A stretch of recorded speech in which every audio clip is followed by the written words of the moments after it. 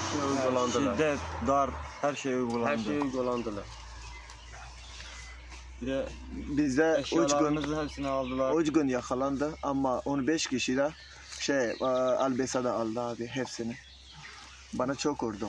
Siz burada muameleler tabii ki farklıydı. Çocuklara su veriliyordu, bize mesela vermiyorlardı. Yemek daha çok veriyorlardı onlara, bize vermiyordu. Kadınlara Let's speak now to Ruvi Ziegler, who joins us from Reading in the UK, an associate professor of international refugee law at Reading University. So I'm not sure if you're getting any information on this particular group of migrants. If you are, please share those details with us. But where are they likely to have been from, and what would that journey have been like?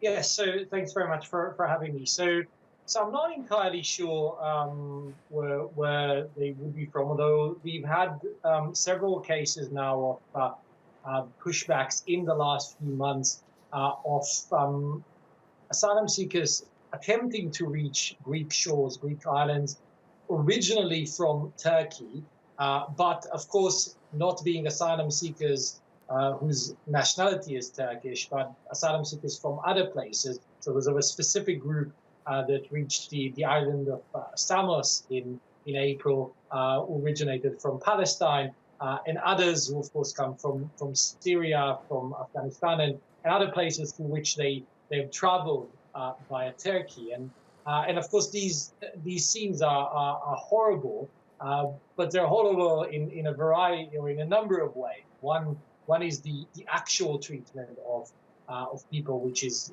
humiliating and degrading and obviously breaching human rights in its own right, but also the concept of pushback, which we may come to, which also stands in breach of international refugee and human rights obligations. Yeah, we saw some very similar cases just in the last year. Treatment by Greece that was strongly criticized by Human Rights Watch. Similar allegations of the beatings, tear gas, rubber bullets, strip searches. So why this treatment by the Greeks?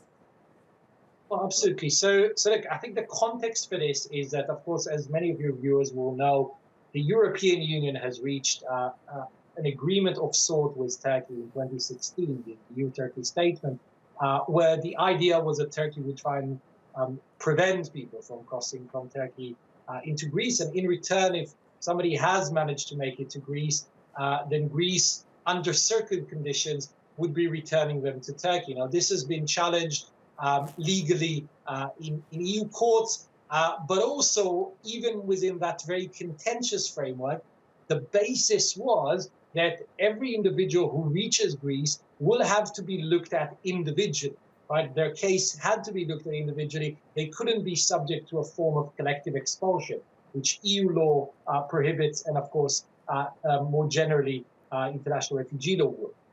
And so what Greece seems to be doing, and it is a pattern, by the way, that isn't just unique to Greece. There's been a report that nearly 2,000 deaths have been associated in the COVID year with various pushbacks by European states across the piece of people who tried to seek asylum. Greece ultimately is trying to prevent people from being within its jurisdiction, and as a result, being entitled to be assessed or for their asylum applications to be assessed on the basis of EU and international refugee law. And that is obviously something to be condemned, and as you rightly mentioned, has in fact been called out by the likes of the Commissioner for Human Rights of the Council of Europe just a couple of months ago.